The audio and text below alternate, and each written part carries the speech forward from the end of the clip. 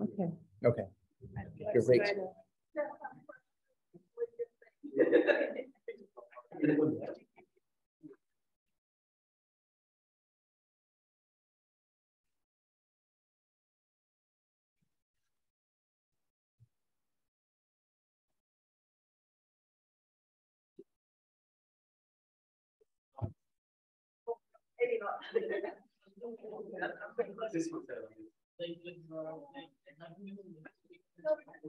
No, it's an action.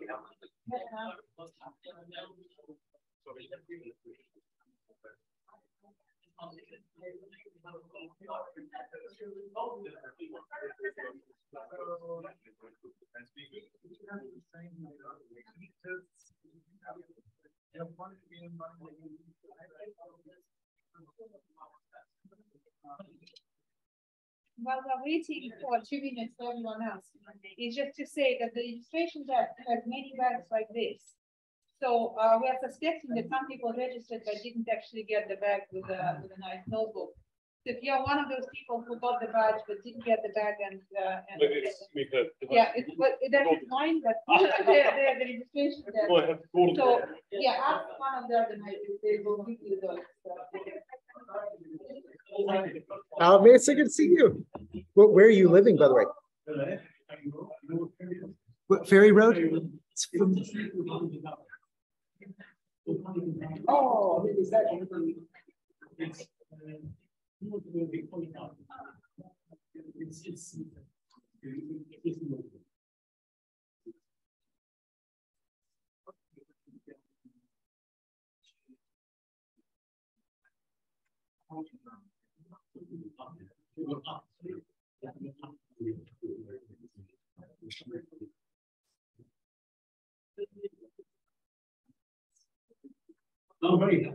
Yeah, yeah.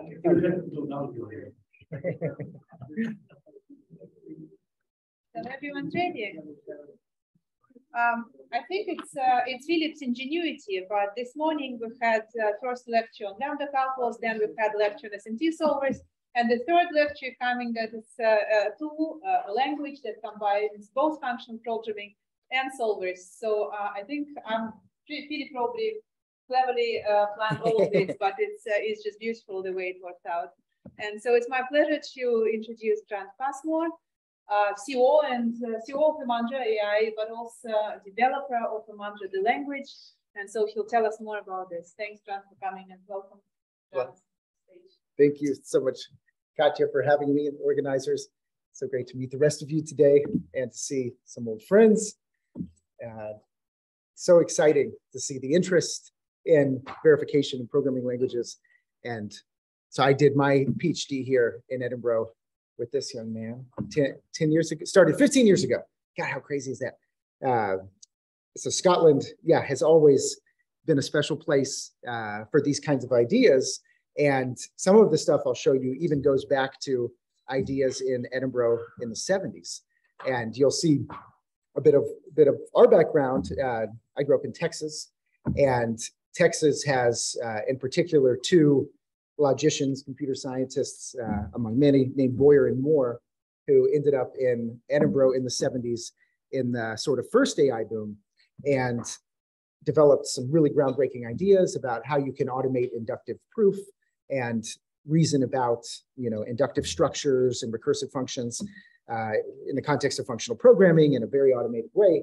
And as you'll see, over today and tomorrow, a lot of what we've done is taken sort of what we grew up with in Texas, which had a lot of automation bravado, I would say, before type theory, all about automated proof, and then ended up in Edinburgh and then later Cambridge, working in typed languages and really in typed logics, and really fell in love in various ways with type theory and the LCF approach, and then also aspects of dependent type theory.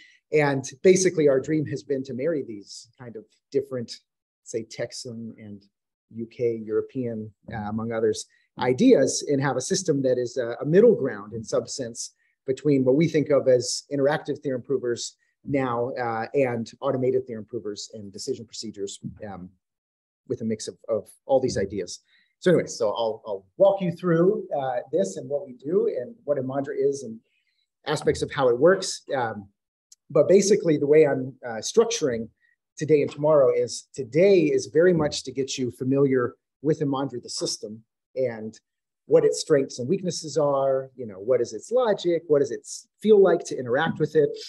Crucially, one of the first slides I'll show you is how anybody who wants to can download it. You can also use it in the cloud and do the same things I'm doing, like live in Jupyter Notebooks. So really, it's getting familiar with the system today, and then tomorrow I'm going to focus on the industrial applications. But I'll give you a little hint of what those are today. So okay, see, there we go. Basically, everything I present is joint with our incredible team, and these photos are out of date. Now we're 18 people full time, but you may recognize some, especially Ewan McLean, among others, who also is from did his PhD in Edinburgh. But this is, the tremendous gulf that we had no idea what we were getting into. The tremendous gulf between an academic prototype and ultimately, an industrial product that we sell that has to work was many years larger than we expected. And these people have, truly, I'm so lucky to have this amazing team. Okay, so what I want to do now, we also have the post-lunch potential slump, which I'm trying to fight against. So I want to show you a little 2-minute explainer video on really the impetus behind what we do. And to tell you a little more personal history. So basically, I did my PhD in Edinburgh on decision procedures for nonlinear arithmetic in the context of SMT, mostly in an SMT solver called Z3. And basically, then I moved down as a postdoc to Cambridge with Larry Paulson. And we were working there partially in the context of Isabel, but really focused on a new automated theorem prover for proving bounds on nonlinear functions. So something that comes up, and you'll see in a lot of the stuff we do, it comes up in a lot of industrial applications of formal methods, especially to so-called cyber-physical systems, is proving, safety bounds on certain kinds of functions, which involve nonlinear calculations. And that often gets you into the realm of undecidability. Having automated support there, both for proofs and counterexamples, is endlessly interesting and useful and difficult. And so basically, we were working on that, and my undergraduate roommate from Texas, had at the same time gone onto Wall Street, and he was at that point a quant, and then ultimately running a trading desk for a large investment bank, Deutsche Bank, in London. And basically, he had a team of developers developing very complex trading algorithms, always effectively, just at the brink of something very serious going wrong, violating a regulation or doing something stupid and dangerous to the markets. And he was tasked with, in a sense, always being responsible for the edge cases, making sure the system really is correct, which, as we all know, you cannot do without support of formal methods in any real way. So basically, he was worried about, edge cases there. We at Cambridge, we were working on, verifying some analog circuits and some ultimately things related to like collision avoidance algorithms. And we realized, wait a second, these are, very much the same problem, right? What is a modern trading algorithm in finance, if not some sort of autopilot system, high frequency control system making decisions at lightning speed. And effectively, unlike other highly regulated industries like avionics, practitioners and regulators in finance didn't know about our tools. And so really, we set out at the beginning to create the first formal verification tool tailored to finance and give financial regulators and people at investment banks and so on tools to analyze their algorithms, which then necessitated a lot of things like nonlinear decision procedures. And then that informed in many ways various design decisions, which I'll walk you through. And that system now is very much not limited to finance, but it's been hardened there. And now we're branching out to other things. We do a lot with autonomous vehicles, with Katya and Remy. We're working on neural network verification. But this initial focus on financial algorithms, which is still very much our beachhead market, largest part of our business, has been very important for us. So, okay, so what I want to show you is a little 2-minute explainer motivating that. And you are not the typical audience I would show this to. This is typically, surrounded by people in finance trying to explain to them what formal methods is and why they need it. as opposed to the sort of dual situation here. But hopefully this will give you an idea. And then I can talk endlessly about, what it's like to try to break into a new industry with this stuff. But okay, here we go. What's plaguing today's electronic financial markets? The world economy is built on a staggeringly complex tangle of algorithms. Competitive pressures and economic recession have contributed to increasingly opaque and unstable markets. The effects of glitches and unfair advantages can be devastating, cratering the confidence of investors and ultimately hurting the general public. Regulators and the industry have worked tirelessly to define what safe and fair markets are. What's been missing is a way to analyze and regulate all of the algorithms underlying them. The solution is formal verification, the science of correct algorithms. Other safety critical industries already rely on formal verification to make their algorithms safe. Imandra, by aesthetic integration, is the world's first formal verification solution for financial markets. Consider the building of a bridge. A design flaw may be catastrophic. To make it safe, engineers use powerful computer-aided design tools which analyze designs for safety automatically. Powered by latest advances in artificial intelligence, computer science, and mathematics, Imandra brings unprecedented rigor to the electronic financial markets, analyzing the safety and fairness of algorithms before they're deployed. Financial algorithms are unfathomably complex. They can be in a virtually infinite number of possible states. Examining 100, 1,000, or even 100,000 test cases isn't enough. We must consider every possible case to answer definitively what can possibly go wrong. Imandra allows designers and regulators to fix breaches of safety and fairness before they affect markets. Let's build safer, more reliable, and regulatory compliant systems that all of us can trust, saving everyone time and money. Imandra, by aesthetic integration, the logic of financial risk. Sorry, you could not hear that well. Oh, thank you.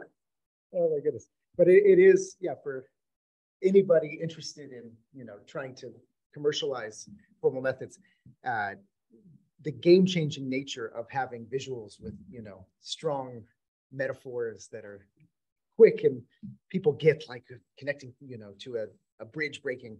It's just an absolute game changer for people getting over the hump to maybe want to invest the time to understand, let alone understand. But okay, so what is Imandra? Well, as I mentioned, Imandra is a new theorem prover, right? This is effectively the dream system that from our experience with different other systems and really focused on industrial applications that we set out to design.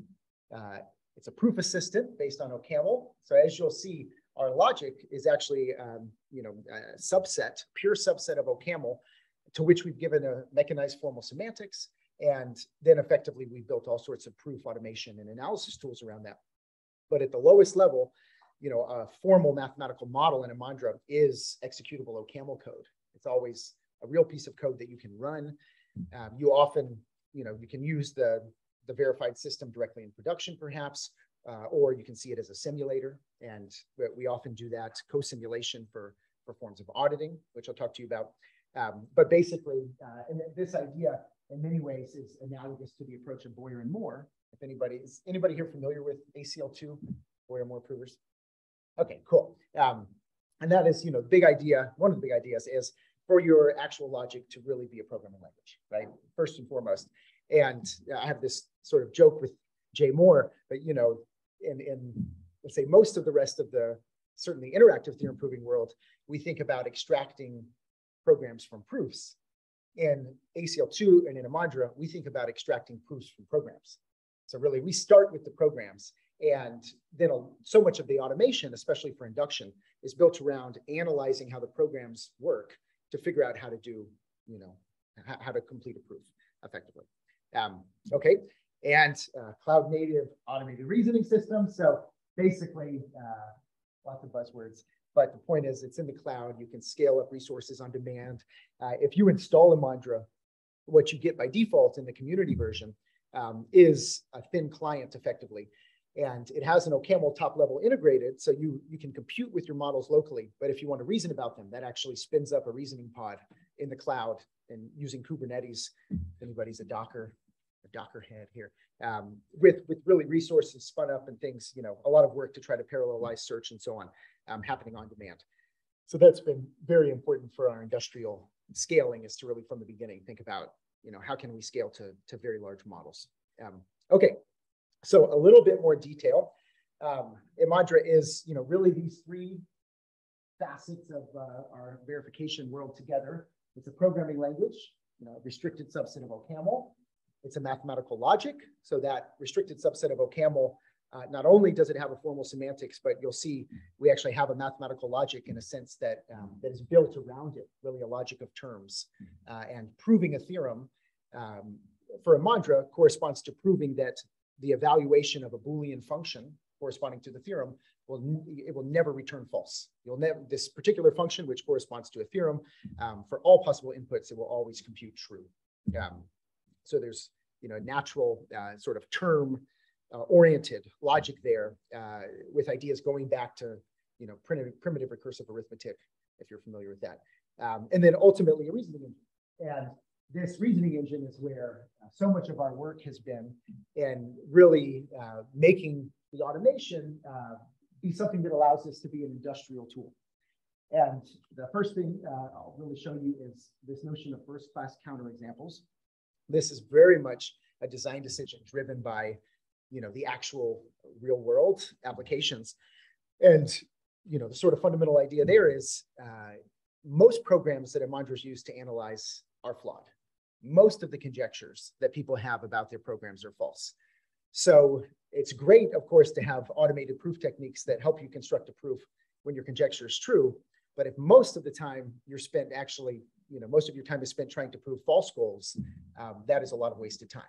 And we really set out to put counterexamples on the same footing as proofs. And in some sense, if I would have to say, what do we prioritize? I would say in our industrial applications, probably counterexamples are even more important than proofs. And it is a wonderful final sort of icing on the cake when finally a property you care about is true. Most of the time for these real systems, it takes a very long time. And the counterexamples ultimately are what really help you, patch the system, make improvements also to your conjectures, find missing hypotheses, and so many other things.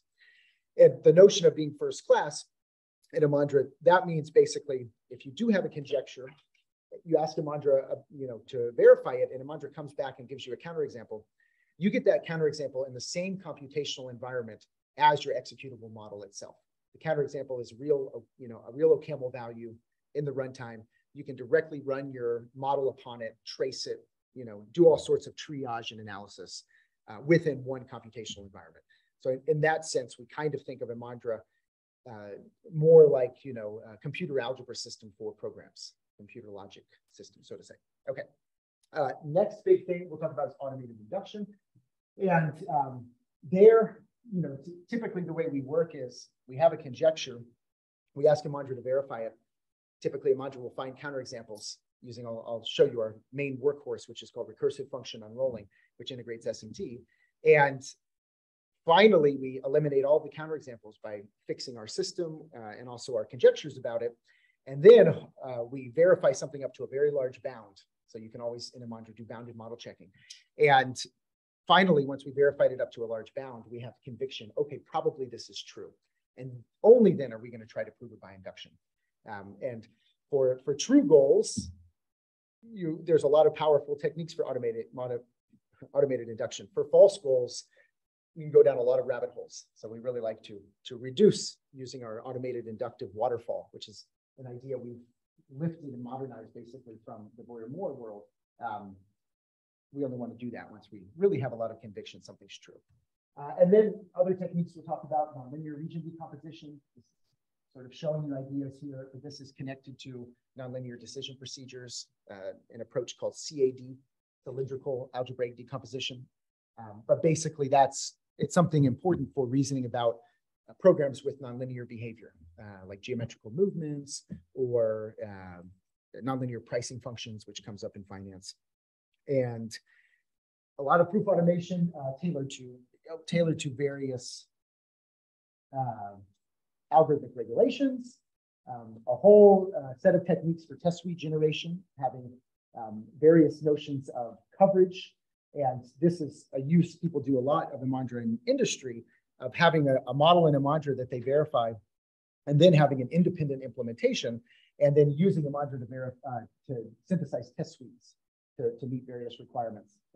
And then finally having the verified Imandra model be used as an auditor to co-simulate and actually do runtime verification of the system. That connects to this model-based auditing framework. They really work together. And this is all powered by a first-class notion of state space decompositions. So again, this is something really depicted here in various ways, but the idea here is in Imandra, you can take an entry point into a system, like the top-level run function of some perhaps infinite state machine, and ask Imandra under various assumptions to decompose the state space. And what that does is that gives you effectively a partitioning of the input space of the system into different regions where the behavior of the system is invariant. And then there's a coverage theorem that's proved that says basically if you take the union of all these regions, you get all of the unique symbolic behaviors of the system. And you can do that, modulo various unrolling bounds on things like recursive functions and learn a lot typically about a system. So I'll show you that. Okay. So now is a good time. If anybody wants to, you can open up a browser. Let me just show you. How do I get out of this thing? Oops. And if you go to our website, yeah, so I will never think it's rude if you're using your laptop. It's like, oh, you must be doing cool and Imandra proof. But if you go into, well, you can just click on try is one way. And also, I'll show you in a second, documentation. You can go to docs and click on Imandra core. But basically, if you do try, this will spin up in the browser for you. Let's do Europe.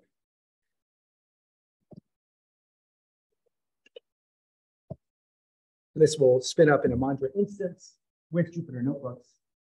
Lots of little Easter eggs. And you can just click on a notebook, for example, and execute. Let's see if this is loaded. Is this all? Maybe that's not legible. How is that? Should be bigger? Bigger? Oh, it's okay. Okay. Maybe that. That's just, okay, cool. So yeah, always you can follow along in the browser and play with Imandra without installing it. That way, if you so desire. And actually, let me show you one more thing, and that is if you go into the documentation, go docs. The documentation is all generated from these Jupyter notebooks. And if you, for example, go, let's say, it's a good one. Just click on one, verifying web app authentication logic, and you can click, trouble loading it, but you can always click this try this button on any of these cells. Basically, all the documentation pages are live in a sense. You can click try this, and it will load up in the Jupyter notebook for you. And you can experiment and modify and all sorts of things. This, by the way, has been absolutely crucial for us, and keeping our documentation up to date is having live documentation that gets recompiled and checked against every version change. So highly recommend that if you're trying to build something that is reliable. Okay, so, right, what are the big ideas? Big ideas, an efficiently executable logic based on OCaml. So you had a course this morning on lambda calculus. You've got some SMT. This is in some sense, we want to take advantage of both sides, and we want to have, a real world programming language be used to express our models. And then we want to use decision procedures and other proof automation to analyze them all in the same environment. Definitional principle based on ordinals. So who here is familiar with ordinals? Okay, it's about half. So I'll talk a little bit about ordinals. And this is a place where, first it can sound crazy. How are you representing, like I'll talk to you about epsilon 0. How are you representing that in a computer, right? This is an infinite ordinal. What are we doing? But it's no different in a way than computing with exact rationals or algebraic numbers. basically we define in Imandra an ordinal notation system, a way of representing ordinals as certain kinds of polynomials. And then we have a core axiom in Imandra that a strict less than relation on this notation is well-founded. And so that then becomes the basis of how we do recursion, how we prove functions terminating, how we ultimately derive induction principles. It's all based on this one. Yep. Great question. We never have. We never have. And usually we're much, much, much lower. Epsilon zero comes up when we're, for fun, we want to do like Paris-Harrington version of Ramsey's, you know, these kind of, or the Hydra game we formalized in Imandra. So you can, from sort of metamathematical projects, come up with a need for epsilon zero. And the eventual fun thing we've got to do, what we've never done, is formalize Ginson's proof of consistency of Peano arithmetic, because Imandra's logic is very much like PRA. It's like a modern version of PRA. It's quantifier-free induction and so on.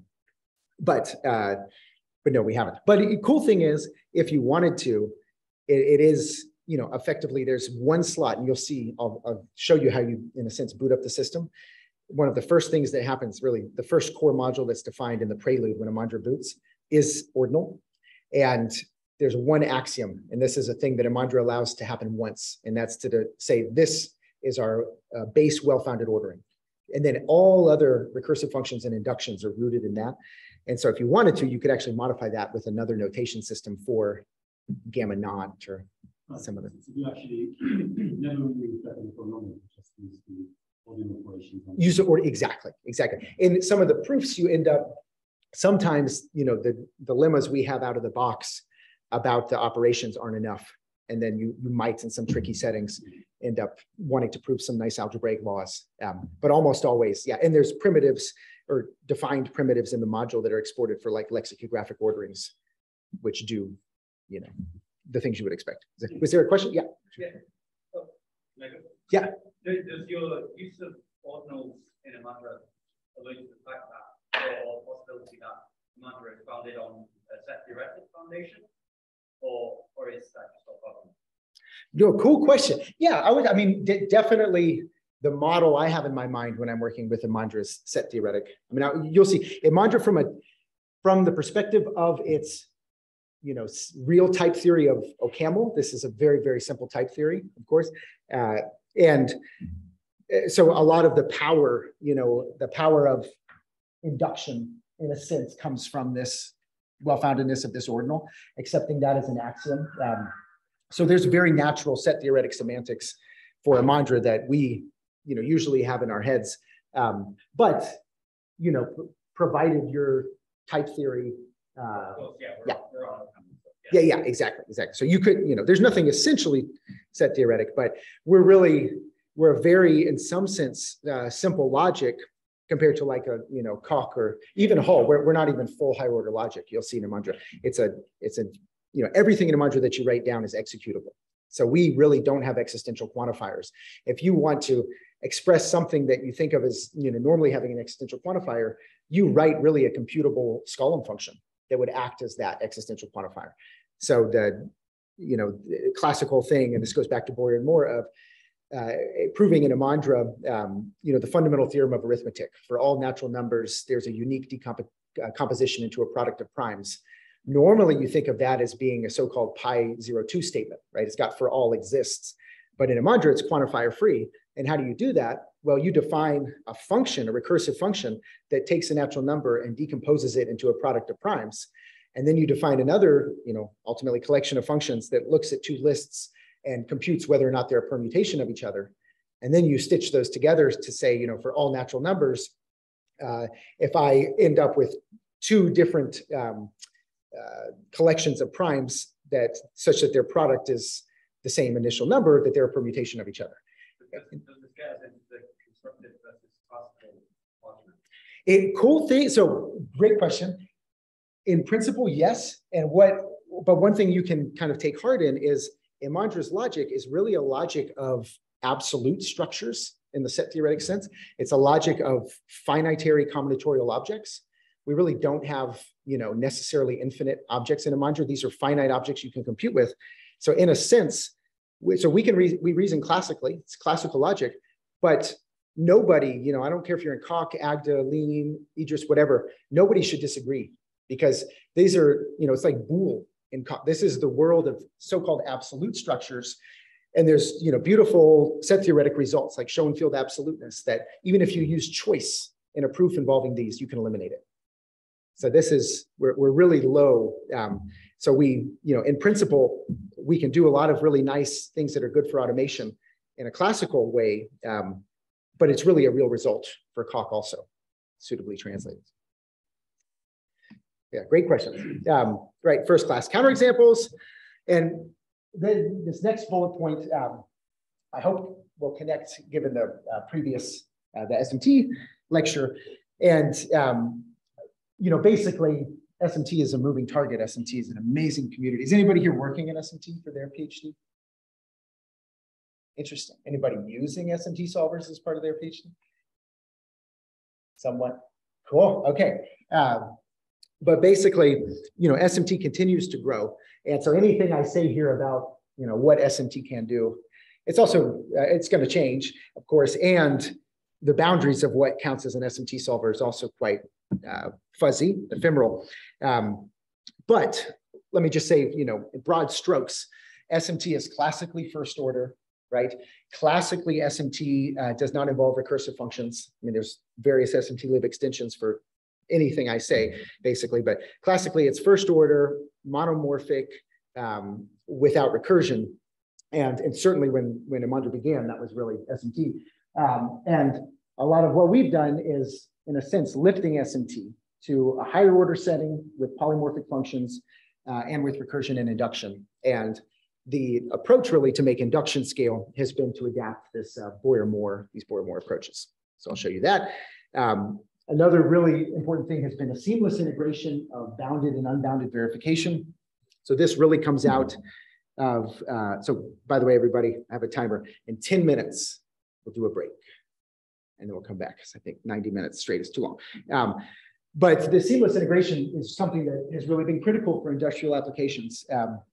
Basically, we want somebody who knows nothing about formal methods, but is a good engineer to be able to sit down and get something of business value, right, out of using Imandra on their system. And bounded verification is a wonderful way to do that. We can give guarantees. We can have very predictable performance thanks to advances in SAT and SMT. And we really can turn those bounded results into real theorems, that have hypotheses about the bounds typically. So we really want that to be, once you have your system in Imandra, once you be able to do all the bounded verification that you want, use that to really refine your system and get things to the point that you think it's correct, and then start using the unbounded stuff. Let's say I have a company building the equivalent of a bridge for finance, and I want to verify. No, I'm sorry, can you say it one more time? You have the equivalent of a bridge? We have the equivalent of a bridge. Yes. Yes. I'm one of your customers. Okay. Great. And then you've listed this SMT solve, right? So you have unsound by definition. Oh well, I would not. Yeah, I would not say unsound. I mean, also we're really constructing proofs too. So it's not, we're not just using off the shelf SMT only. But sorry, so I would not say necessarily unsound. Kind of guarantee, is it kind of, I know, I don't know, or I don't know if I know or if I don't know. Good question. I mean, fundamentally, right, you have decisions to make of what do you want to trust, how much trust do you want to put in various tools. Our philosophy is always, wherever trust is placed, it should be explicit. And but users should have the choice. So look, maybe a way to turn that into to something directly related to this bounded and unbounded. So actually, okay, I'm just going to hop into examples. So I think this will show you. So let me show you. I'm going to do lowest level Imandra, which is everybody familiar with? Like OCaml top level, Haskell. Okay, so this at the lowest level, you have a top level. So it looks like it is a programming environment, but it's also an environment for reasoning. So to your question, let's define a little function like list reverse. Okay, so I'm going to define a function, and this is OCaml, effectively, if anybody mean, if you're not familiar with OCaml. And so here's how I'm going to do it. I'm basically saying I'm going to define a recursive function called rev. It has an argument x's. And I'm going to match x's here with two possibilities. Either I'm trying to reverse an empty list, in which case I return nothing, I'm going to return the empty list, or I have a head and a tail, so a cons pair, and I'm going to reverse the tail and append that onto the head, singleton list of the head. Okay, so now I have this function, and this is a real OCaml function. We can run it, compute with it, and so on. But I'm in Imandra, and I'm in this default mode of Imandra. It's called logic mode. So actually, this is also, a real mathematical definition. And so so IML is a Imandra modeling language. This is effectively Imandra's logic. And I have this function that was defined. I can see some properties about it. It's recursive. Every recursive function that you post to Imandra has to go through an admission process, which basically is analyzing the function to see, assuming Imandra's current theory before this function is added, assuming that's consistent, is it consistent to actually add the defining axiom for this function? And so that's analyzing termination. And that always gives you something called a measured subset, which are ultimately the arguments of the function that are used in a termination argument. And those turn out to be the arguments that you really have to deal with in a special way for induction.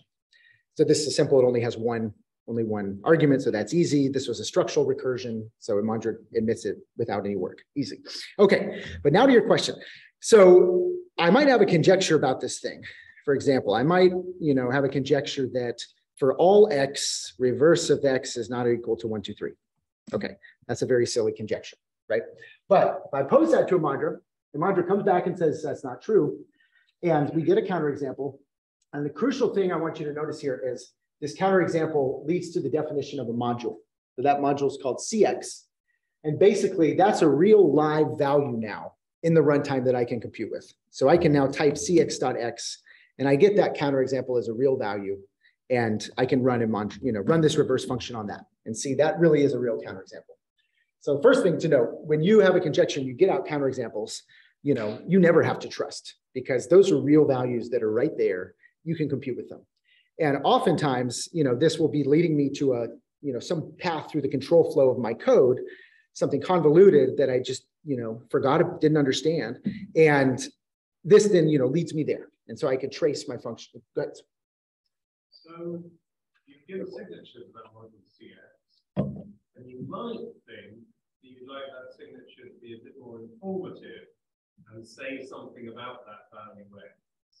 Can you do that? Great question. No, I mean, there we're really, we are in the OCaml type system. And so in a sense, we can't, at least in the fragment of OCaml's type system that we work in, there really is no good way that I know of to attach sort of semantic information about what is this counterexample illustrating? Something like that. So what? So there's no way of giving metadata that records the assertion that failed. We do some of that. So basically, there's a version of this that is effectively in the runtime as compiled OCaml bytecode. That doesn't have any. What we can always do is we can, effectively, Imandra has a history, so I can inspect in the history, and I can actually see what my verification target was. I have these counterexamples associated with the event in the history. So I can do things like that. So yeah, there are certainly, as we're working, and there are various programmatic ways, to not reuse the same module name when you get different counterexamples and to scope things. There's lots you can do there, but it's always metadata. It's always, in a sense, outside of the type system, if that makes sense. Is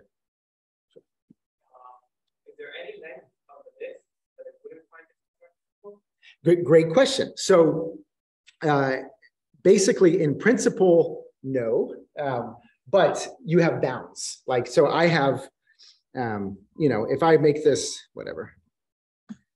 So notice here, that took 52 steps. Okay, so whatever, let's add a bunch more things. See how many steps this take. Okay, so that I was not able to do within this bound of 100. So I have in my default configuration, I have a recursive function, recursion unrolling depth of 100. So that's, just a choice. If I go back here, I mean, this is a very silly example, of course, but let's say I do up to 500. So we get it. So basically, you have here, it's a very robust mechanisms, but this is necessarily bounded. So they're parameterized by various bounds. And one cool thing is, if there was arithmetic involved, this basically, the way I'm doing it here over arbitrary length integers, true integers, this is not doing anything like bit blasting, the arithmetic part. So we're really like at each step, what we're really doing, we're exploiting the fact that in Imandra, a goal that we're trying to prove is a Boolean valued function. It's, computable. So if there is a counterexample, there is some concrete call graph that basically results in that function returning false. And so what we're doing here is we are symbolically exploring this space of call graphs. And we use, one way to think about it, actually, I can show you a little slide. Yeah, here's just to give you a hint. So here's a goal, verify for all values x and all functions f. If the length of x is greater than 3, then, fold left of f0x is not equal to 23. Okay, again, this isn't something that's going to be true. We're going to synthesize a counterexample, but notice that's higher order, And so first thing that happens is, Imandra ultimately specializes things into a purely first order setting. That happens on demand. Lambda lifting, specialization also monomorphizes everything. So we end up with these Stalin functions that we're trying to synthesize. And then we look at the ground recursive instances that appear in the goal, and we want to start progressively giving them interpretations. And so there's a natural, lattice structure here, basically. We have these partial interpretations of these recursive functions that we're giving at these different ground instances. And it starts that we get list.lengthx. And basically what we do there is we say, imagine that we're not allowed to go down the recursive branch of length. Is that me? Okay, it will be in 18 seconds. Imagine we're not allowed to go down the recursive branch, and we do that by we add these blocking literals that say basically, you're only allowed just to, if there is a counterexample, it's only allowed to live in the world where we've given interpretations. And if we get a counterexample there, that's a real counterexample. But if we effectively get unsat, what we don't know, is this goal unsat, or is it effectively just because we blocked some paths of recursive functions that need to be further interpreted? And basically there, we look at the unsatisfiability proof, we compute an unsat core, and we see, are any of these blocking literals that are blocking these recursive paths that haven't been interpreted yet, are they in the core? If they're not in the core, that's a real proof. If they are in the core, that then guides us towards which ground instance of a recursive function we should add an interpretation to next. And that's basically the way this builds up. So we'll go through more of this, but basically that's, in a sense, symbolically exploring the space of call graphs that could lead to a counterexample. And so when you get out a bounded proof, it's really a proof that, is about that space of possible executions that are leading to false. So, okay. Yeah, so the fact that the other thing to the counterexample is very interesting. I want to say that I want to ask how counterexamples are interpreted. We also have noted that. So, is there any machinery with bottom types? With what kind? Bottom types. With bottom types. Yes, I mean, yeah. It seems that we have to know in order to verify like the counterexample. But is there any dynamic solution for definition to find a counterexample? Can you say the last bit one more time? I mean, so you look at the definition of the function, so you figure out the counterexample. Yes. Oh, and I would say this process of synthesizing the counterexamples is looking at the definitions. And when they're recursive, though, you don't just look at them once and once they're done. You have to keep looking down various recursive paths, and that's exactly what this is doing. I don't know if that's addressing your question or not. Yeah. Okay. Yeah, we could talk more. I'll try to understand. Okay. Yeah. So let's do this. All right, and then we'll do a break. So I've shown you, getting some counterexamples, but now let's say we have something that we think is true. and we're going to verify for all X, reverse of X is equal to X. This is going to get back to your question too about trust, right? So by default, the way I work, I like to have induction be opt-in only. So by default, I'm going to do bounded model checking, symbolic.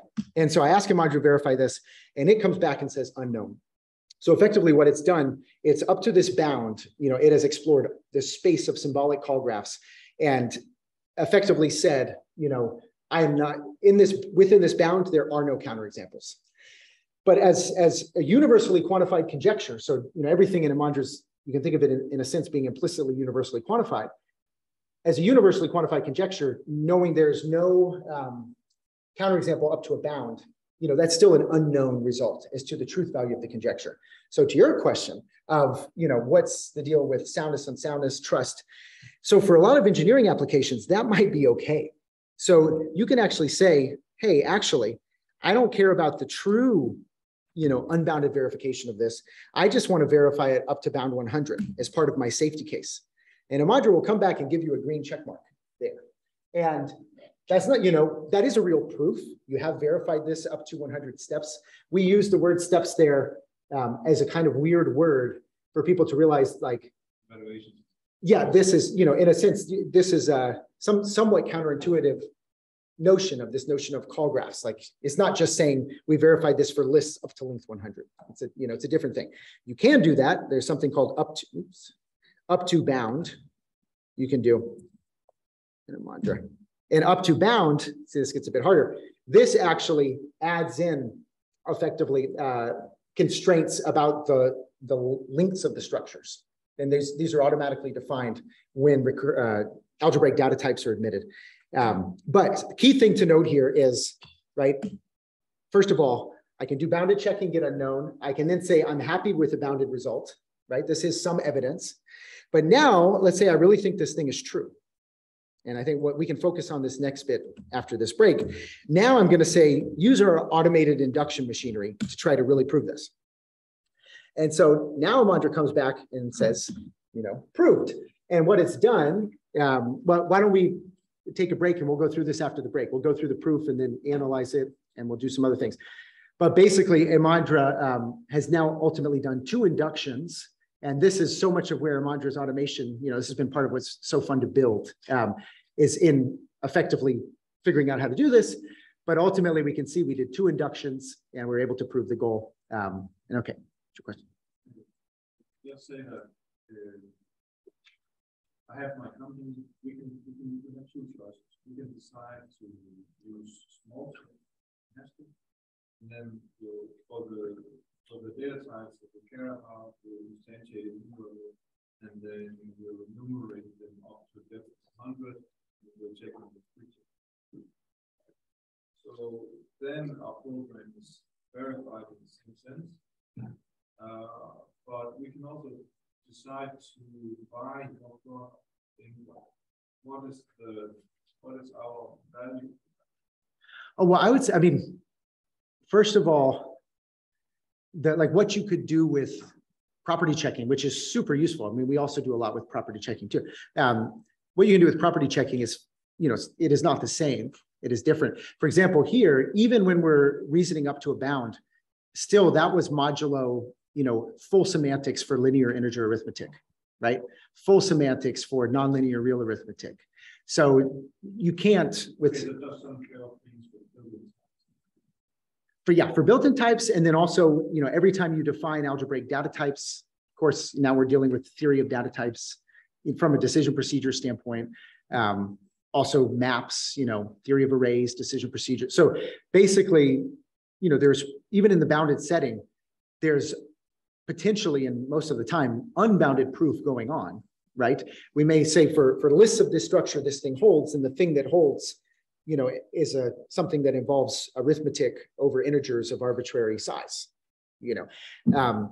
So that's a big difference. And another is, completeness guarantees that up to this bound, this is really a proof that there is no counterexample with respect to, arbitrary size integers, for example. But yeah, there are lots of other reasons I could say that I think it could be useful for you.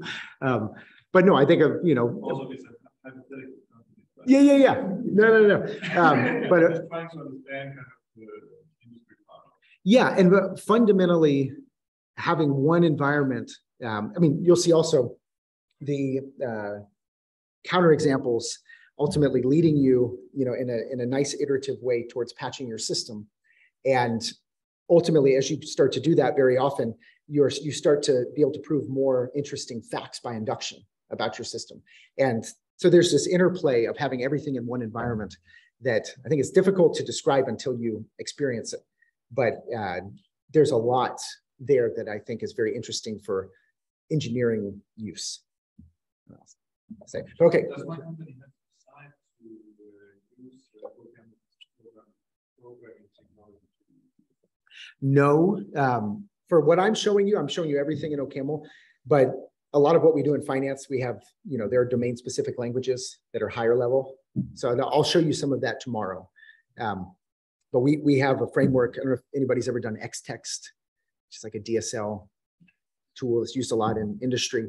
But we have a lot of tooling around Xtext for creating domain specific languages with IDE support. So there's a big one I'll show you tomorrow that's used in financial infrastructure called IPL, Imandra protocol language, that is very high level and it's very domain specific for a niche thing in finance, let's say, but it translates to Imandra behind the scenes and nobody has to care. So that's a lot of what we do too. Okay, so we take a, what do you think, 10-minute break and then, okay. Thank you. How is the pace? Is it okay? Yeah. The tools yeah, so I was just wondering, so it's not possible to prove for all cases, right?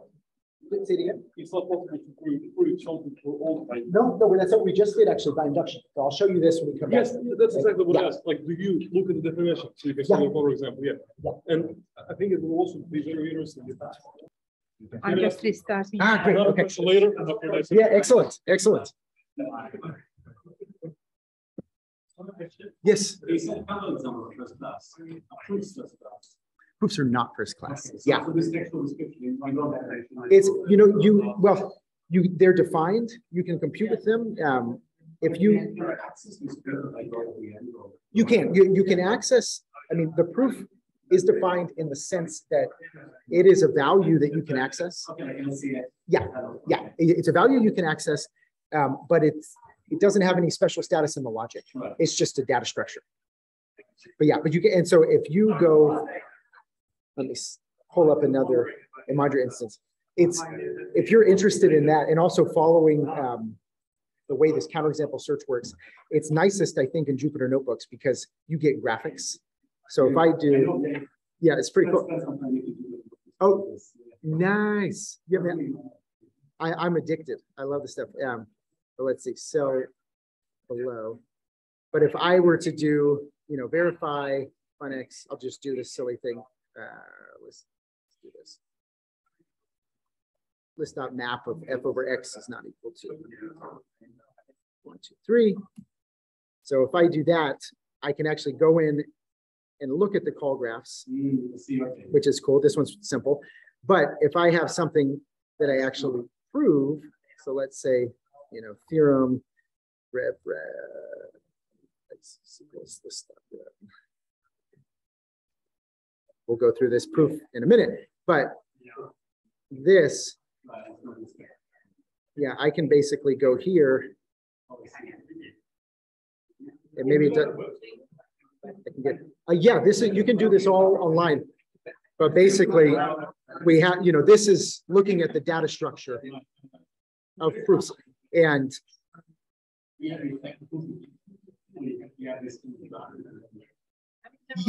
you know, it's not super ergonomic. It's not super ergonomic. You get, there's this notion of top results, which basically are, you have like normal OCaml evaluation, and then these kinds of artifacts.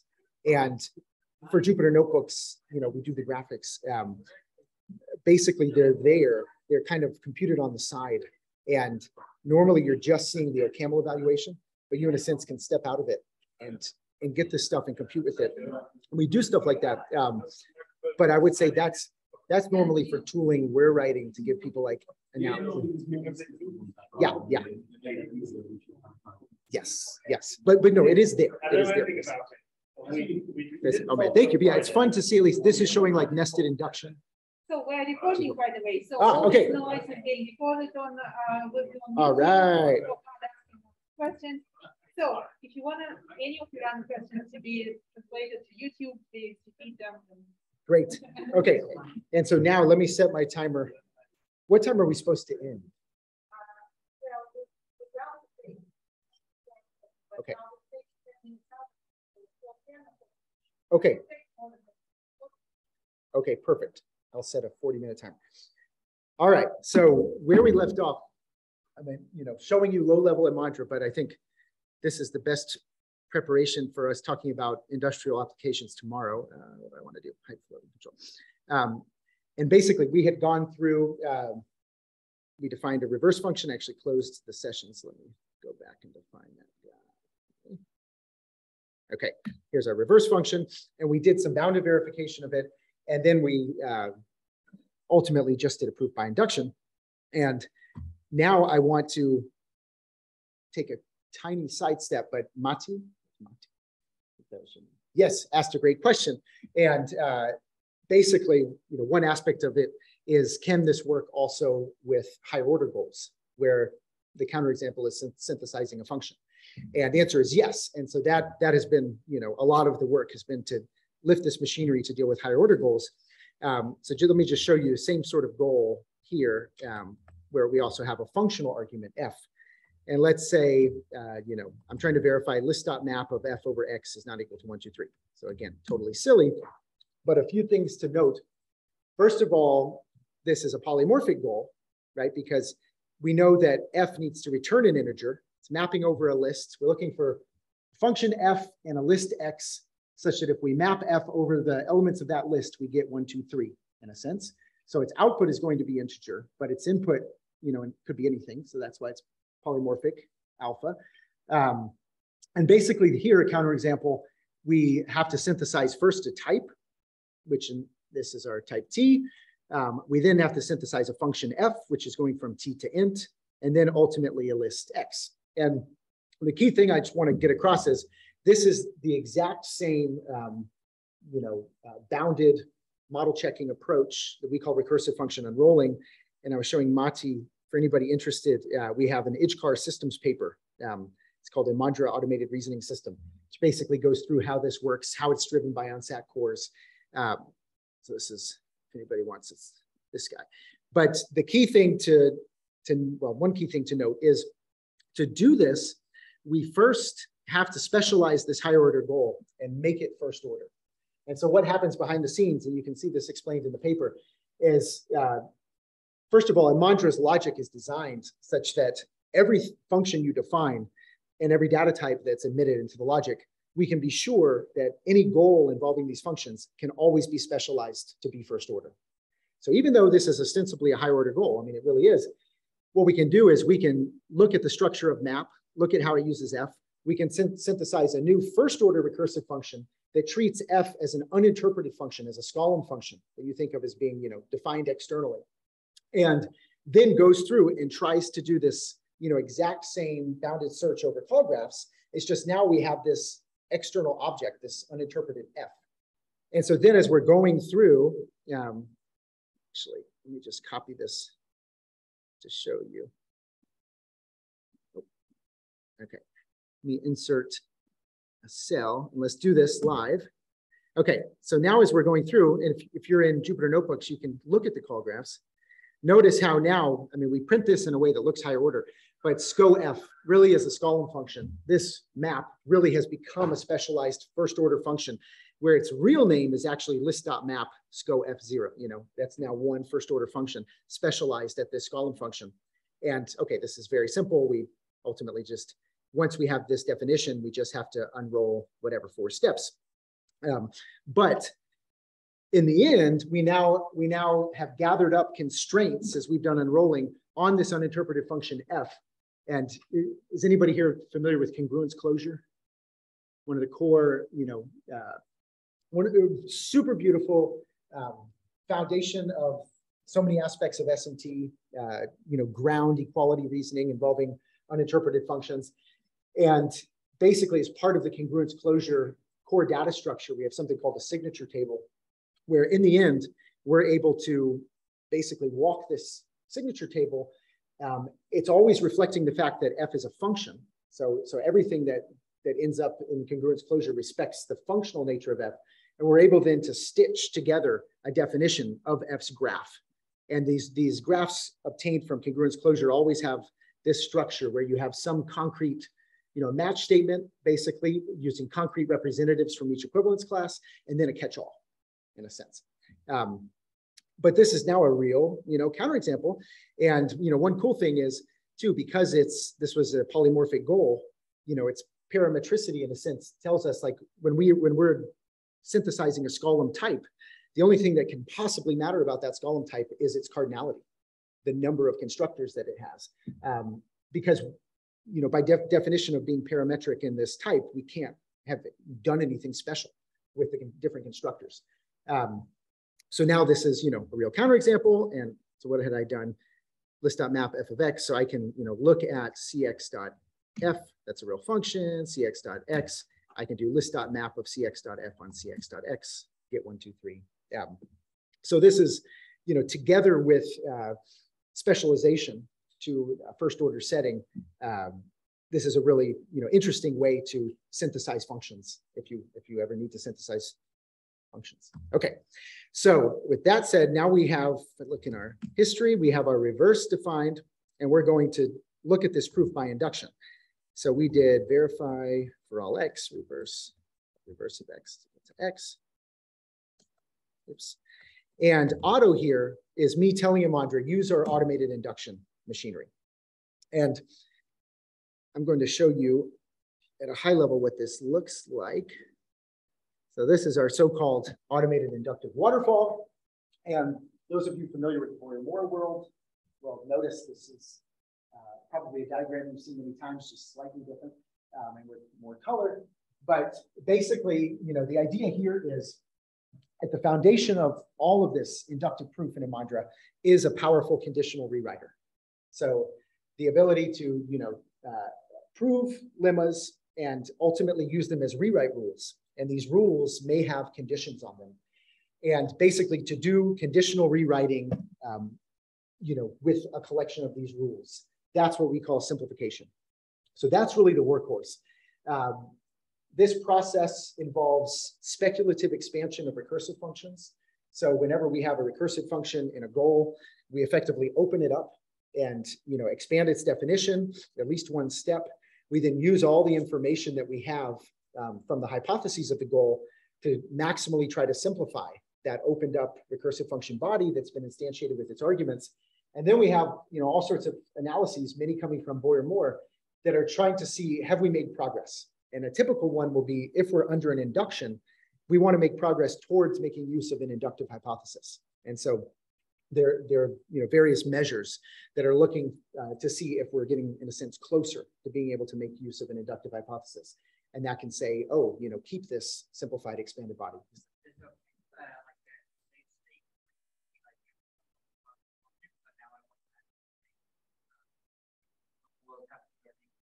You mean like as the proof is going? Yeah, you can kind of add more experience. Good question. So, I mean, once you give Imandra, once you tell it to verify something, it basically is fully automatic at that point, but you can give it, you can control it in various ways. So I said auto, but instead of auto, I could have said, do induction following, the way reverse does recursion. Turns out Imandra decided to do that anyways. But I could have given an induction hint. I could have told Imandra to case split the problem in a certain way. I could have said explicitly use these lemmas. So there's a lot you can do to control it. And what I'll show you next is typically what we do is we build up libraries of lemmas, just anybody with experience in interactive theorem proving, you have to build up typically very good libraries of lemmas, right? For a certain domain to make work palatable. And we try in Imandra to help guide users towards those lemmas. And basically the goal is to get to the point that for a domain, the problems you want to prove, you want them to be able to be proved in general by simplification alone. That's the goal. So we like, I'll show you in a second, even though this proof happened to do 2 inductions, we often like to tell Imandra, you're only allowed to do a single induction and have it actually lead us towards lemmas, basically of where it got stuck, where it would try to do the next induction, and lead us towards developing powerful lemmas that ultimately, hopefully allow us to prove everything we care about by simplification. So did that answer your question? Yeah, sure. I'm guessing the lemma you're looking at here is the relationship between reverse and Yeah, exactly. So we didn't use it now. It really did the 2 inductions. Did the 2 inductions. Yep. I think it needs to generalize. It does, exactly. So that's one of the key steps. So yeah, I'll just walk you through this and then I'll show you. So first, we try to maximally simplify things. That includes symbolic execution, opening up recursive functions, maximally trying to simplify their bodies. A lot of the wasted computation in Imandra in practice is really comes from opening up recursive functions, symbolically executing them under a context of a goal, and then realizing we didn't make good progress, and then we throw that away. So that's like figuring out ways to do less of that. That's an ongoing, everybody has ideas. We're always all ears. But that, it's like that in a lot of rewriting things. Grosvenor bases too, you have the same issue. You have to throw away work and you realize something really didn't make progress, and you, in some sense, can't know until you try. But basically, we maximally simplify things, and there's a canonical notion in Imandra of a goal being stable under simplification. So that means there's no more simplification that we can do that Imandra will allow. And once that happens, then we do bounded unrolling. We see, can we verify this by some bounded verification, or find a counterexample by a bounded verification, because the goal may have changed a lot in terms of its structure through simplification. And simplification, by the way, is making use of all available lemmas, rewrite rules, forward chaining rules, and so on. Then effectively, if we made it through those 2 steps, we just have to accept the fact that the only thing really we know how to do next is induction, right? And that's the big hammer, and that's super hard. And so the rest of these steps are leading up towards induction. So to get to your question. So the first thing we do, and we'll go through this, happens here, is destructor elimination. That's basically, again, it's a Boyer-Moore idea, but it's really codifying the fact that if you are trying to prove a goal by induction and you are dealing with subtraction, for example, very often it's better if you can recast things in terms of addition, right? A lot of times you can gain a lot of inductive power by effectively moving forward. And destructor elimination does that for algebraic data types. So if we know that a list is non-nil, instead of having head and tail, in the goal itself, I could actually say, oh, this list is, x1 cons x2, and then I just have x1 and x2 around. And that also can open up more inductions later, because we have restrictions. You remember this thing called a measured subset when you define a recursive function. Basically, to do induction following the way a recursive function does its recursion, we have to have unique variables in each of the measured subset slots. That's how we justify the induction. And so we don't want to have like list.tail there. It doesn't make sense. Okay, so that's destructor elimination. Fertilization, this is another Boyer-Moore technique for using equalities. Cool thing about it is, there's a term order in the background, but for induction, sometimes we need to go against it. And fertilization is all about that. And then recognizing that actually it's going to be useful to use this equality once and then throw it away, because having it around will actually make my induction too weak to go through. Cross fertilization is a big one where we throw things away. Sure. Good question. I don't know. What are views? Okay. Yeah, it sounds super cool. That would be very interesting. Basically, then we generalize, and generalization and fertilization can both make a true goal false. So fertilization in a sense does generalization because it can throw inequality away once it uses it, and generalization, of course, does generalization. So we use at these steps Imandra's bounded checking to check up to a bound that we haven't made things worse, that we haven't now overgeneralized. And that actually catches a lot of stuff from the previous Boyer-Moore approach. And then finally, we try to do induction. And induction then, the big idea is we look at the goal, we look at all of the instances of recursive functions in the goal, and then we effectively filter them and say, what are all of the instances that suggest an induction? And those are the ones that more or less have unique variables in each of their measured positions, and the positions that are effectively are crucial to why that function terminates. And then we're ultimately looking at the ordinal valued measure that was used to introduce them. We extract from the way they do recursion an induction principle that's justified by the combinations of those different measures. And then effectively we do induction based on that, synthesize an induction scheme. And ultimately then, induction typically then gives us, a new goal, which has some base cases and some inductive steps. And those then get put back into this thing called the clauses pool. And basically we keep pulling things out of the clauses pool. If we approve a clause, then it eliminates, it evaporates.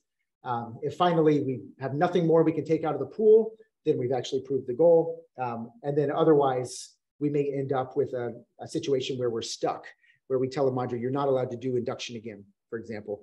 And then Imandra will show us, in a sense, what's left. And that's what we use to try to find lemmas. Yeah.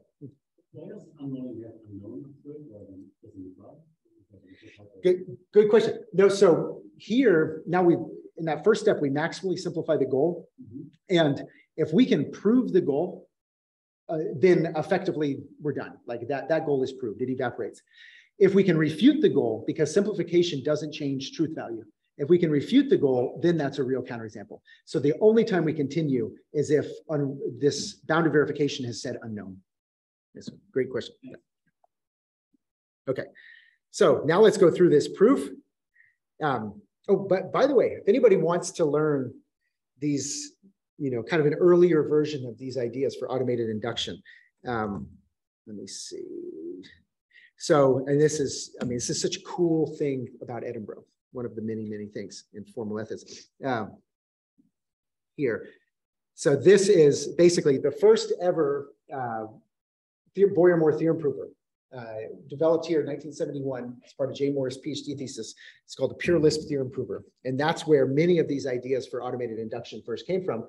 And when I was first implementing Imandra, I'd been an ACL2 user from the time I was a kid, basically, but as a user, there's a lot of stuff you don't have to know.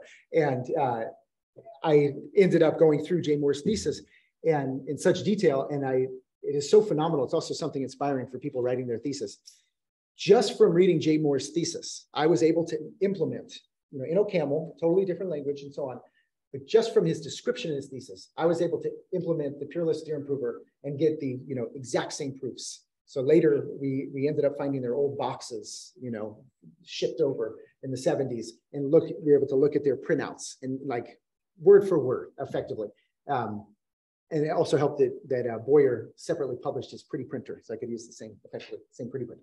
But this is, if you study it, you can really learn a lot of these core ideas. And there is an OCaml implementation. Let me find it. PLTPO. Yeah. On GitHub. So this is, compared to modern ACL2, pure Lisp theorem prover is absolutely a toy. But it is such an essential boiling down of these ideas of automated induction. So anyways, if anybody wants to experiment with it, it's just one OCaml file. This was my re-implementation of pure Lisp theorem prover. That's the type of expressions. So it's crazy. They're Lisp. It says cond. If anybody knows Lisp, this isn't really cond. This is if. There isn't, but it was called cond back then.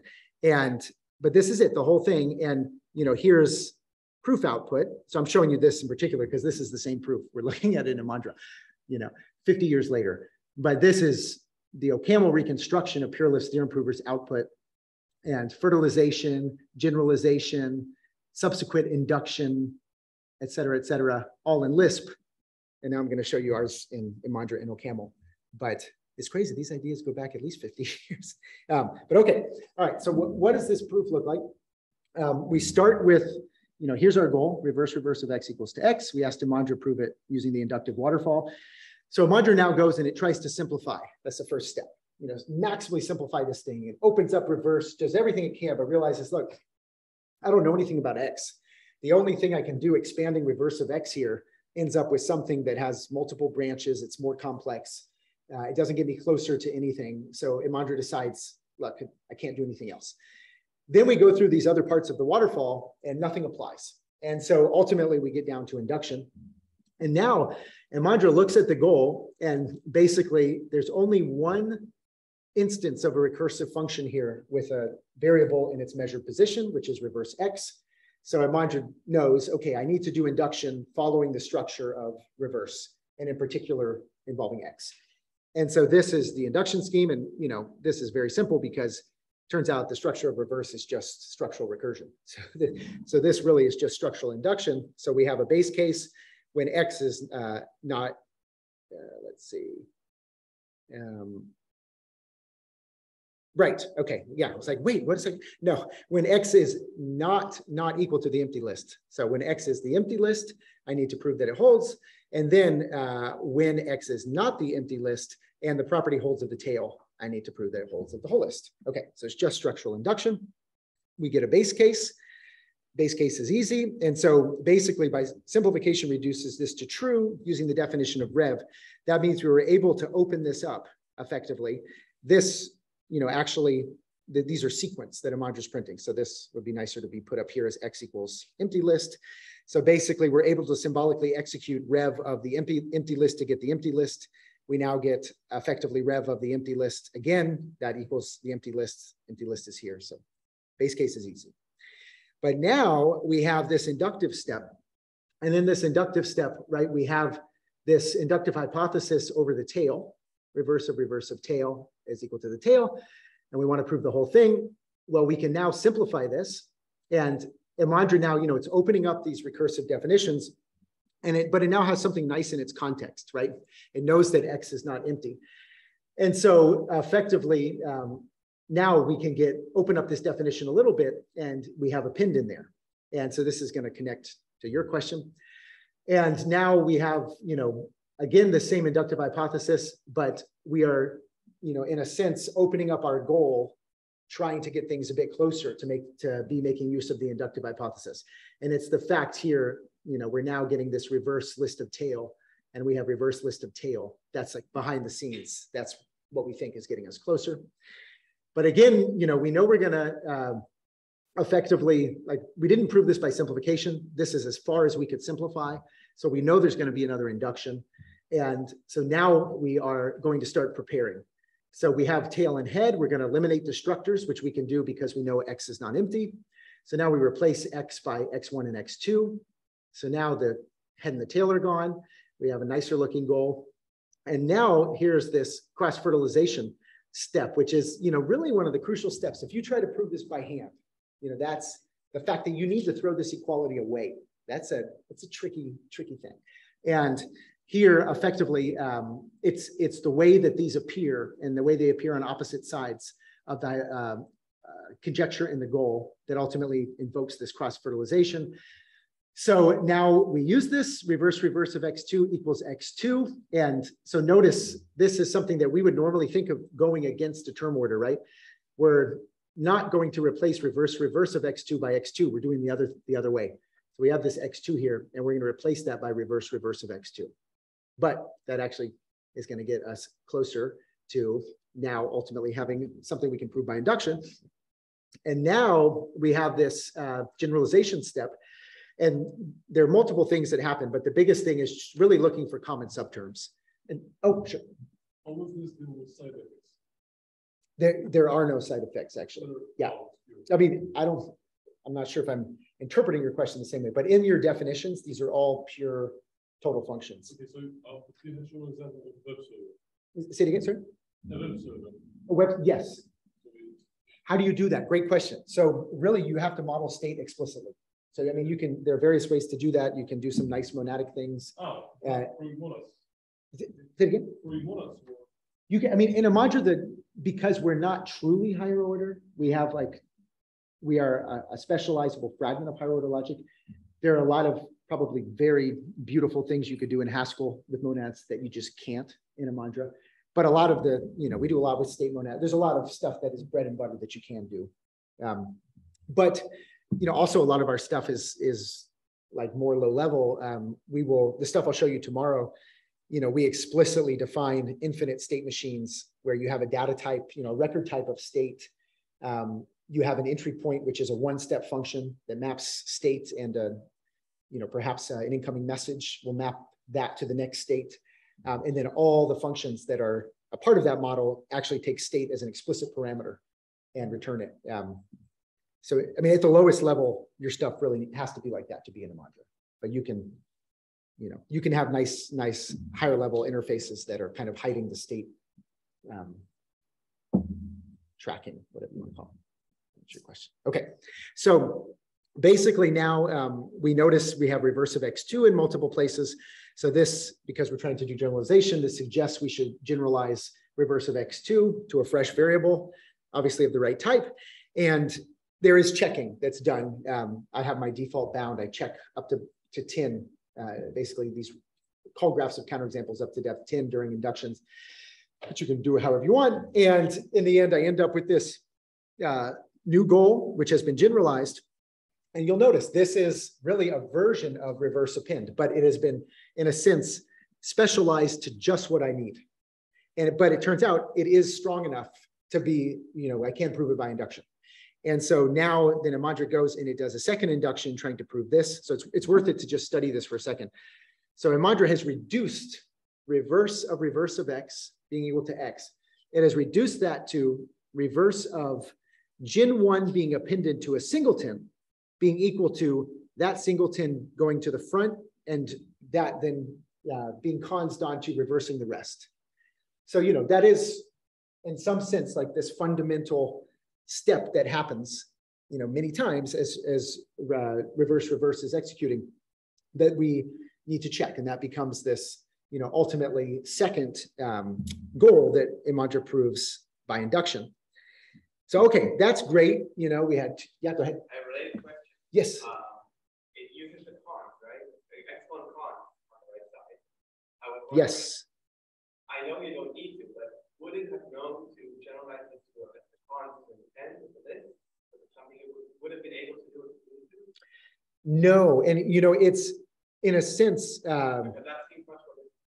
Yeah, and oh, you mean to ultimately turn this into like reverse of append? Yeah, no, Imandra wouldn't. And so basically, generalization is never, the way it's done here, it's never going to introduce a new function symbol. It may introduce new variables. Typically, that's what it does, but it never introduces a new function symbol. But you can define things called generalization rules, and which is another idea that goes back to Boyer-Moore. And basically, what these rules do is whenever I have a term that matches them, they have a trigger. Whenever I have a term that matches them that I'm generalizing, then effectively I get an instance of that generalization rule. And what it can do is then constrain that new symbol.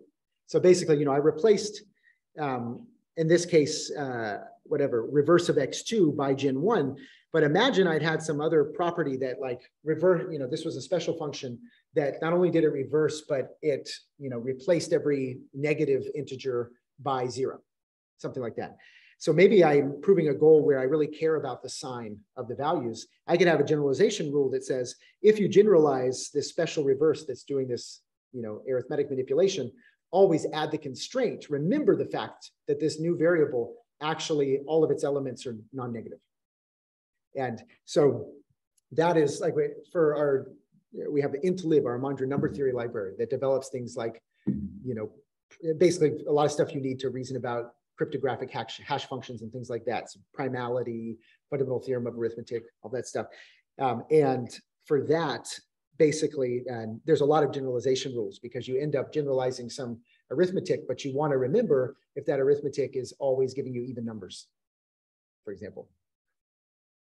Okay, but now back to your question. So, oh yeah. Okay, so okay, this is a very nice example that has worked with inductive waterfalls for 50 years, going back to Boyer-Moore. But things are not always so easy, right? Oftentimes we have to prove lemmas. With complex functions, you can get into Imandra can guess an induction that isn't the right one. Things are not always so rosy, right? So I want to show you a typical way we work. And we'll do the same goal. And now I think get to another part of what you were asking. So I'm going to add this constraint max induct 1. And basically that tells Imandra you're only allowed to do a single induction at a time. And so, by the way, just to remind everybody, if you want to see like different ways you can control Imandra, you can always check out config, and there's a built-in help and things like that. But now let's go back to that same goal, verify reverse of x is equal to x. But now I have tied Imandra's hands. Imandra's only allowed to do a single induction. And so we do that, but Imandra says, ooh, error, maximum induction depth reached. But the key thing that it shows us is what we call simplification checkpoints. And these are basically, you see it up there, but you could have multiple of them in various ways. And these are when Imandra realizes, look, the only thing that I can do next is induction, but you've told me I'm not allowed to. And so what we typically do as we're developing a library of, really proof automation for a domain, we will work this way with max induct 1. And what Imandra will usually do in these situations is a checkpoint will lead us to a lemma. And so I want to show you doing that here. There's it's crazy how we use this constantly, this very simple idea. But the biggest heuristic we use is we just look for nestings of recursive functions. So we look like, what are the recursive functions here that you have one inside another? And what are the algebraic laws that I could possibly prove about those? What's the most general thing? And so here we really have one thing to care about, rev being wrapped around append. So this gets to your point. And so now, I would just ask myself, like, what's the most general rule I can think about for rev being wrapped around append? And anybody have an idea? I think maybe you do. Rev of append, Yes. and rev of Beautiful, exactly. So like this. So if I take rev of append xy, that's equal to rev y append rev x. So now I'm going to ask Imandra to verify that, and I'm going to ask it to install it as a rewrite rule. So the way I like to work, I like to always have to explicitly request something to be installed as a rewrite rule. So now I'm going to do that, but remember, I still have told Imandra it's only allowed to do a single induction. So it goes, does that, and then it gives me another checkpoint. So if I didn't have this restriction, it would have proved it. But this is a very nice thing because it turns out, when I booted, the prelude that I loaded didn't actually have associativity of append defined. So if you look at that, what's the sort of most general fact there that this is getting at? We've got 3 things being appended in the same order. So it's really just associativity of append. So then I think, I need to prove this. So let's do that. And that's at x append y and z. Oops. It's equal to x y, if I can type. And let's prove that by induction and make a rewrite rule. Great. And now I can go back to rev append. And that now goes through, and notice that made use of associativity of append. And this is another, just some lemma that was in loaded from the prelude, which we could take a look at.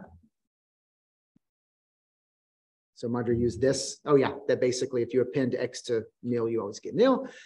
And now I can go back to the original goal, rev. And now this is proved by a single induction. And note, it used crucially this rev append lemma. So that's really, the kind of working life that we typically have in Imandra, especially when we're first developing a library for reasoning in a certain domain. It's strict, tight hands to do single induction, have it lead us to lemmas, and then hopefully develop some nice rewrite rules and other kinds of rules. And oh my goodness, only 7 minutes. Okay, so all right, any questions there? Yeah. So what if I have a rewrite? It's more like the disjunction condition. Kind of like, okay, if you have this thing, all this thing, but you can derive whatever for each, then of course you can always compute the derived thing. But the derived thing, be a proof checker, you will have to guess on me.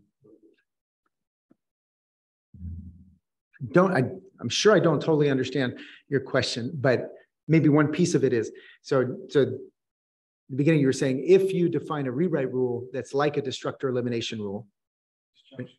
Oh, disjunction elimination. Oh, I see. Okay. So it's like I have A or B. Right. I can derive C from A. Yeah. And I can derive C from B. So of course I can include C in either case. Right?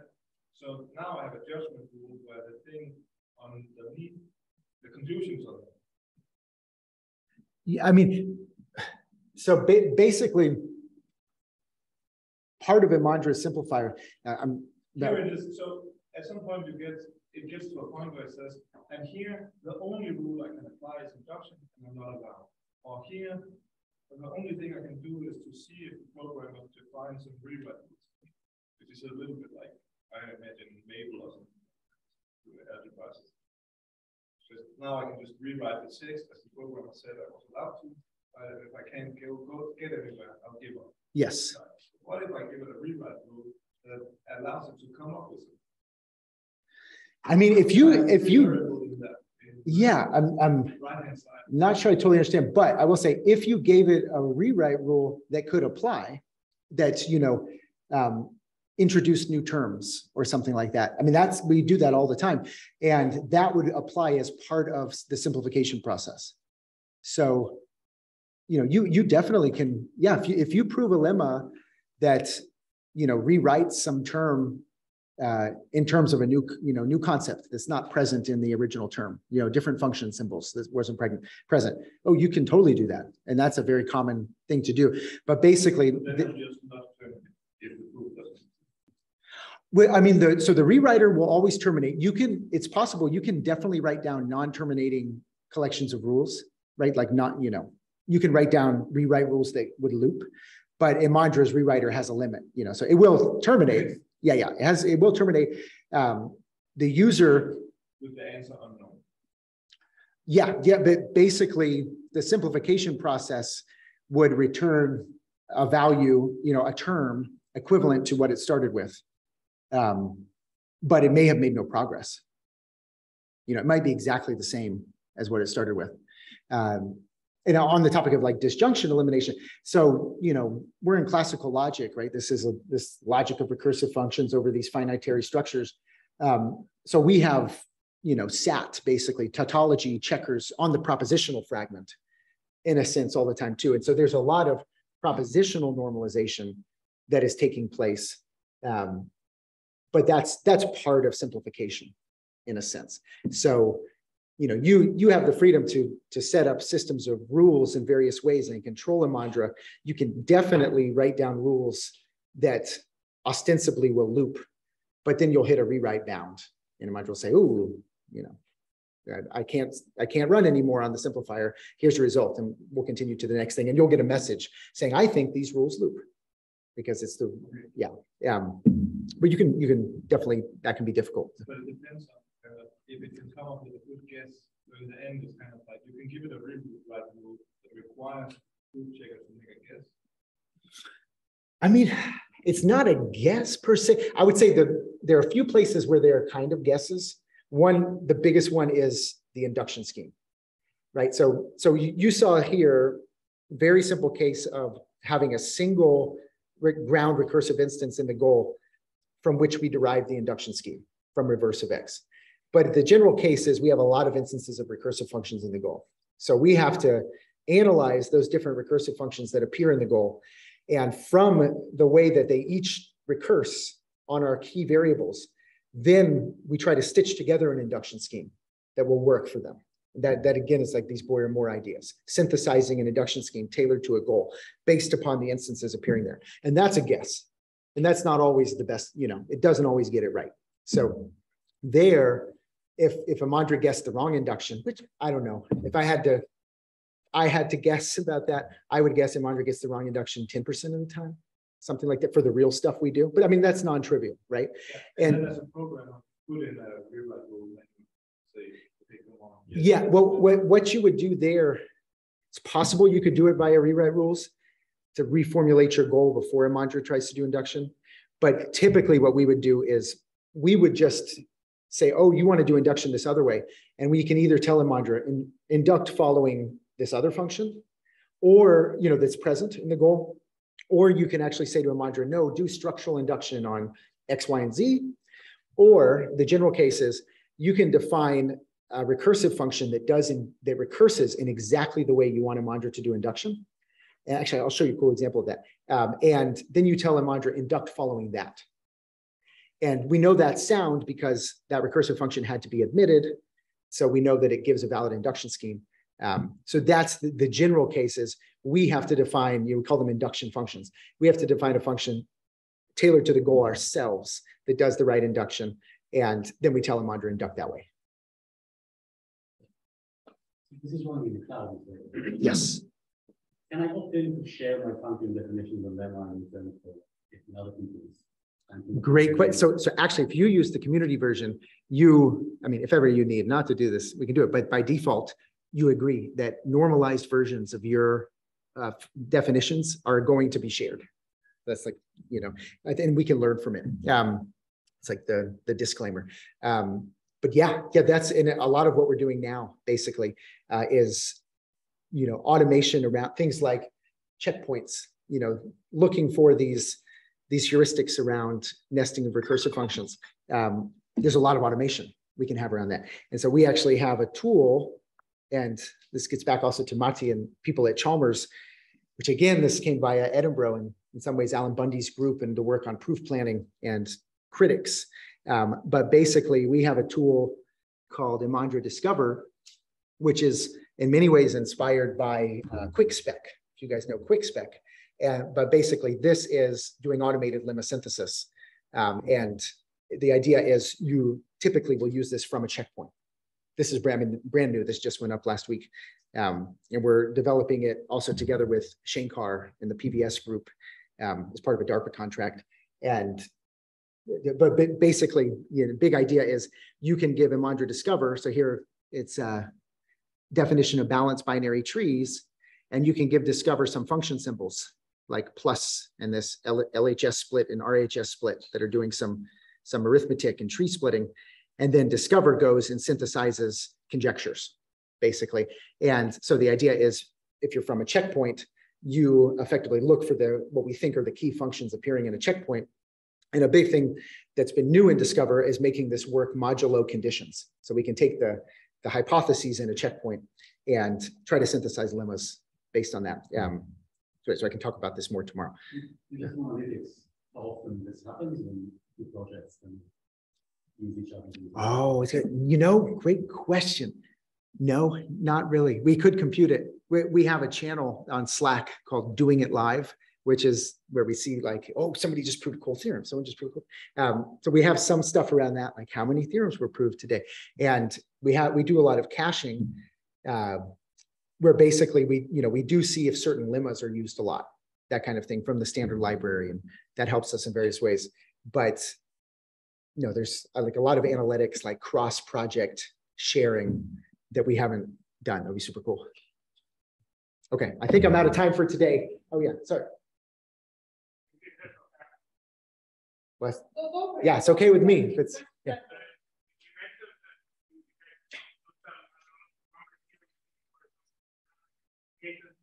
was curious if for those you also needed as much induction.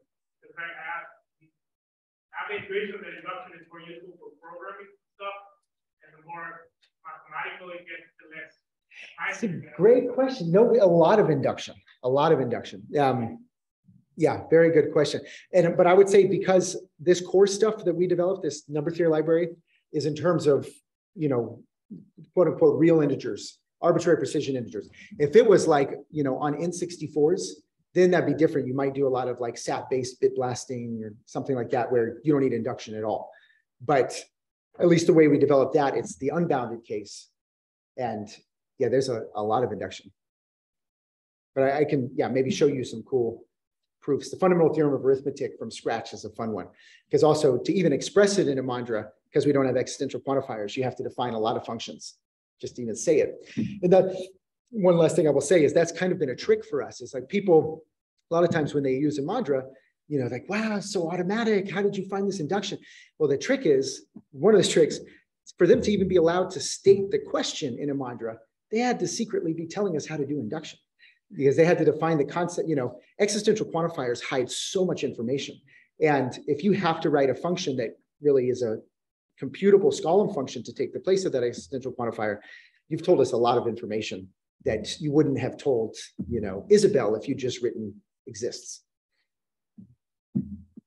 Okay. Okay, excellent. So let's thank. Okay.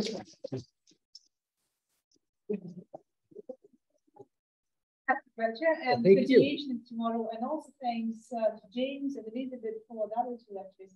I hope it was a successful first day. So that's the end of our academic program for today, but it's not the end of all program. So Catherine in a second will tell you about that and what to do this afternoon. But before that, Philip will also tell you what to do for the student presentation tomorrow. Oh, nice. Okay, so I'm giving the stage to Philip and then Catherine. Works for me. Oh, you want to do? Yes. Ooh, this is interesting. Wait. This one. There we are. So yes, we have lightning talks, student lightning talks, as announced. Of course, if anyone didn't tell me that they would like to give a lightning talk, but would still want to, just ping me or catch me after the lectures. Now, yeah, the lightning talks will be